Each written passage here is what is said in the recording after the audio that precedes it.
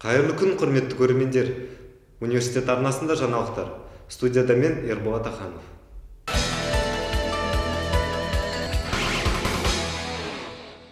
Бірінші қараша күні университетіміздің ветеринарлық және мал шаруашылығы факультетінде студенттер мен магистранттар біліктілігін арттыру мақсатында семинар болып өтті. Толығырақ тілшіміздің бейнебаянында.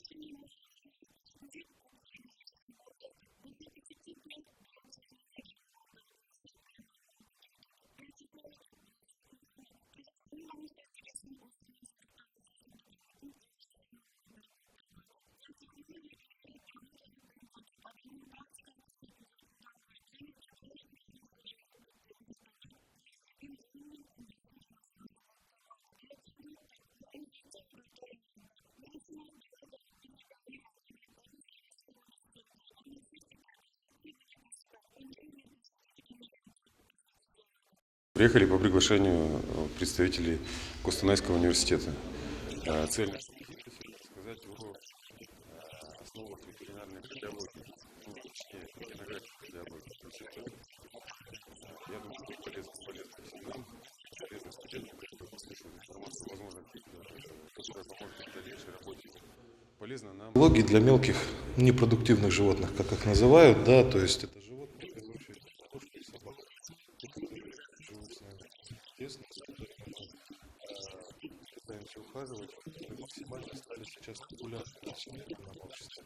Сложилось так, к сожалению, что в рамках учебного процесса в большинстве вузов об этих животных говорят не столь много, сколько хотелось. Поскольку я представляю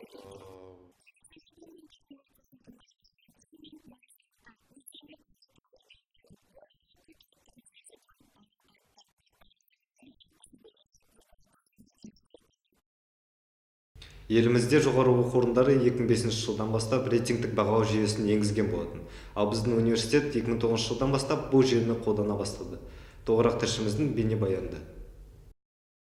Рейтингтік бағалау жүйесі деп отырғанымыз оқытушының жасаған еңбегінің бағалануы, яғни жемісі десе де болады. Оқытушыларды бағалау ғылыми жұмыс, әдістемелік оқу жүйесі сынды талаптар бойынша жүзеге асырылады. Сонымен қатар рейтингтік бағалауға барлық оқытушылар, тіпті зейнеткер оқытушылар да қатыса алады. Бағалау үрдісі жыл сайын өзгеріп отыратындықтан, осы жылдан бастап жүйеге әр оқытушының электронды жоспары енгізіліп отыр. Бұл не үшін қажет?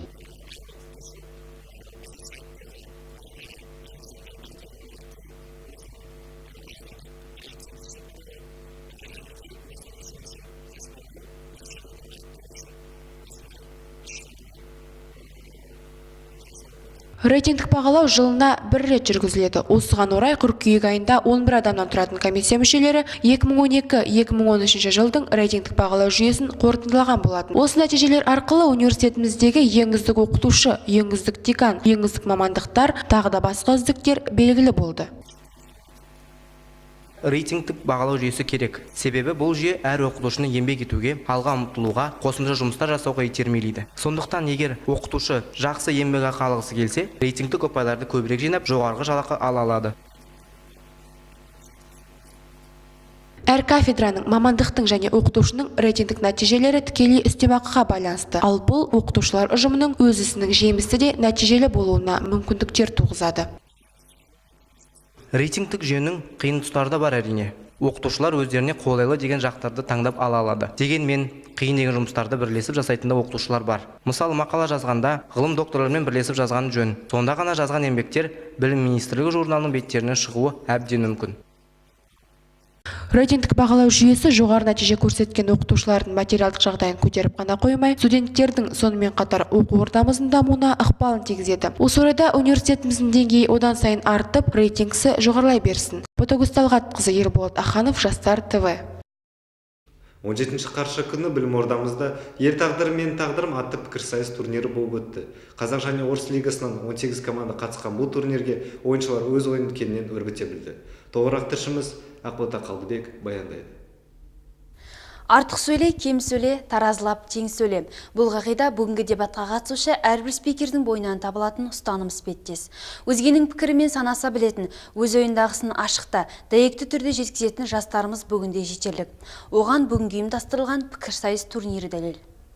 Әрбір жас ел болашақ үшін жасалып жатқан игі бастамалардан тыс қалмауы тиіс. Ел ұланы ретінде қоғамдағы өзгерістерге өзінше үн қосып, орнықты ой айта білу перзенттік парыздарының бірі. Дүбірлі сайыс додасы бірнеше оқу орындарынан келген ой өрісі кең, сөзге жүйрік жас таланттардың бір-бірімен бақ сынауына үлкен жол ашты. Турнирге қатысқан Қазақ лигасы командаларынан 9, Орыс лигасынан 9 команда сынға түсті. Қоғамдағы өзекті деген 5 тақырып таңдалып алынып, қатысушылар тарапынан қызу талқыланды. Жүлделі орын үшін болған финалдық ойын өте тартысты өтті. Ақтық мәреге мен қазақпын және статус командалар шығып, нәтижесінде Ахмет ұрпақтары дебат клубының мен қазақпын командасы иеленді. Бұл команда бүкіл турнир бойы өзінің жеңіске деген ұмтылысын, білімділігін көрсете білді. Ал сөз шешендігімен көзге түсіп, үздік спикер атағы осы команданың ойыншысы Шәкәрім Серікбаевқа бұйырды. Бүгінгі ойын мен ойымша жақсы деңгейде өтті деп ойлаймын.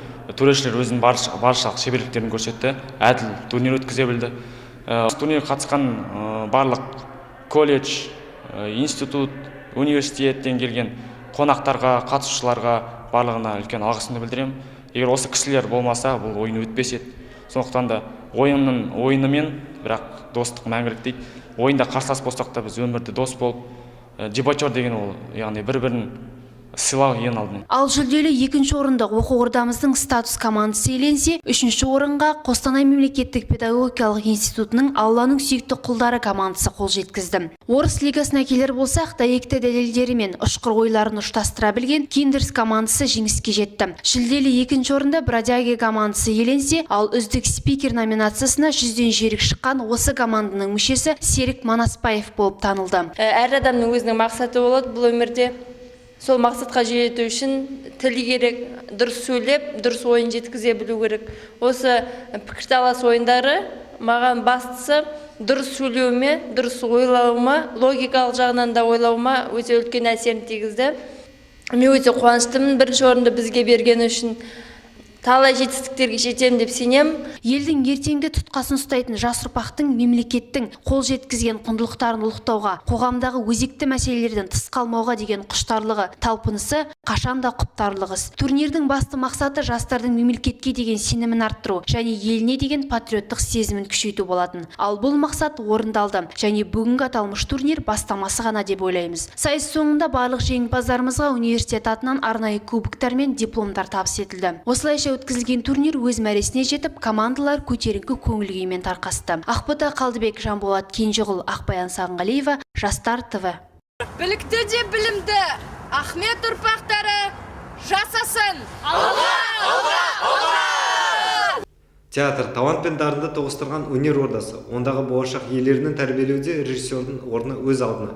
Осындай өмірінің жартысын театр өнеріне арнаған жандардың бірі Айсәуле Есенбекова.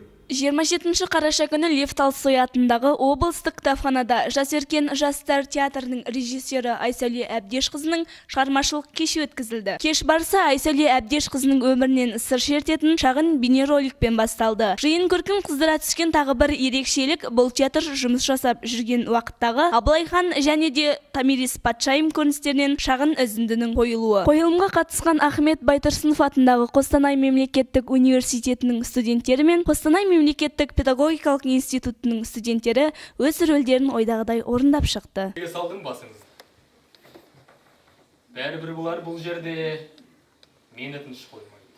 Бұл кешке Айсәуле апайдың шәкірттері, сыйлас дос құрбылары және де студенттер атсалысты. Келген қонақтар мен шәкірттері жылы лебіздерін білдірді. Бірінші курсқа келгенде театр бар екенін естідім, сосын театрға бардым. Онда көптеген спектакльдерге дайындалып жүрдік. Жаңағы сол Абылай ханның орыстың елшісі рөлін ойнағам. Содан кейін бүгін енді апайдың бенефисі болады дегесін бәрімізді шақырып, сол спектакльді ойнауға ұсыныс жасады. Келіп ойнап беріп жатыр. Апайды құттықтаймыз. Тағы бір айта кетерлік жайт, театр 2001 жылдың қазан айында Ахмет Байтұрсынов атындағы Қостанай мемлекеттік университетінің жанынан журналистика мамандығының студенттерімен құрылған болатын. Айсәуле Әбдешқызының бастауымен ең алғаш театр жұмылдырығы Мұхаммедқали Хасеновтың «Пай-пай жас жұбайлар ай» комедиясымен ашылды. Театр бұл жастарға өте керек. Себебі сен қандай мамандықта болма, қай жерде жүрме, сөйлеу мәнерін үйрену керек. Ол сөйлей отырып, өзіңнің ішкі дүниеңді ашып, ірі тұлға болуға талпыныс білдіру керек. Біздің бойымызда бүкіл қасиет бар. Сол қасиетті дамыта білсек, соны әрі қарата ортаға салып, өзімізді қамшылай отырып, өзіміз жігерімізді іске асыра білсек, ойымызды, онда біз үлкен, сіздер де үлкен тұлға боласыздар. Театр режиссері Айсәуле Есенбекова алғашқы еңбек жолын Атырау өңіріндегі Махамбет Өтемісұлы атындағы театрда актриса қызметінде бастайды. Кейіннен Жас өркен жастар театрында қызмет істей бастаған жылдардан бастап талай талантты жастарды театр өнеріне баулып, сан түрлі қырларын ашқан. Бұл театрдан тәжірибе жинаған студенттер бүгінде белді ақпарат құралдарында жұмыс жасайды. Театрдың жабылып қалғанына өкініш білдірген талай жастар қайтадан ашылады деген үмітте. Ақбота Сақұлова, Ақжанат Аманбаева, Ерболат Аханов, арнайы жастар ТВ. 19 қараша күні оқу ордамызда Павлодарлық Ақмештің бас имамы Жолдас Қоспақұлы студенттермен кездесу өткізді. Кездесуге журналистика және филология мамандығының студенттері қатысты.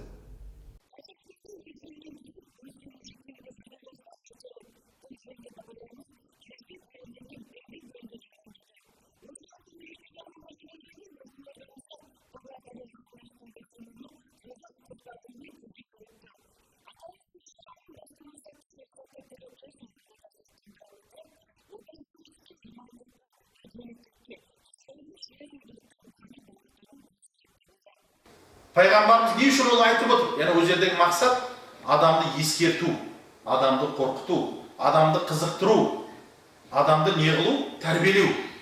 Яғни әрине егер адам баласы намаз оқитын болса, ол күнә жұмыс істемейді.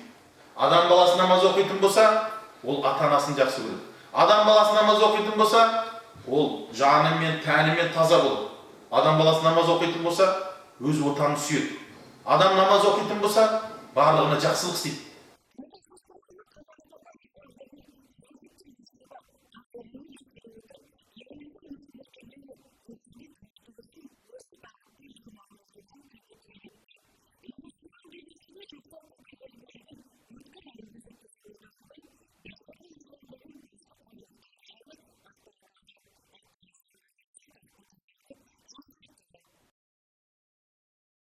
Өлкемізді танып білем деген тұлғаға тарих пен мәдениеттің нышаны болып табылатын Сымбат Смағұлдың арнайы дайындаған өткен күннің мұрасы атты айдарын ұсынамыз.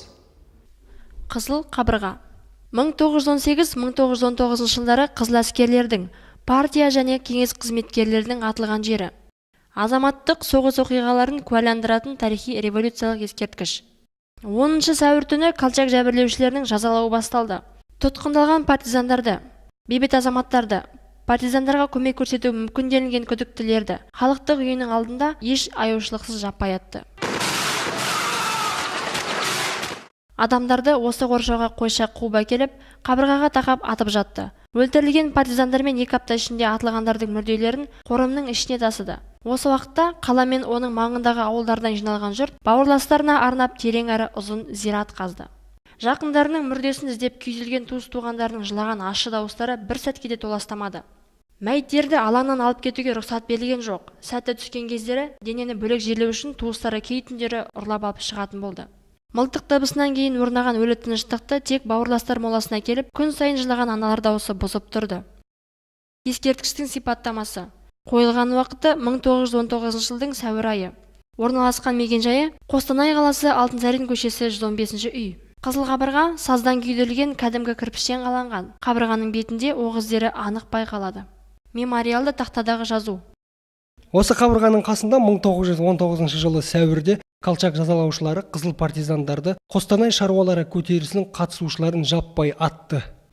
Осымен журналистика мамандығын студенттері дайындаған жаңалықтар легі тәмам. Келесі кездескенше аман сау болыңыздар. Эфирде болған мен, Ерболат Аханов.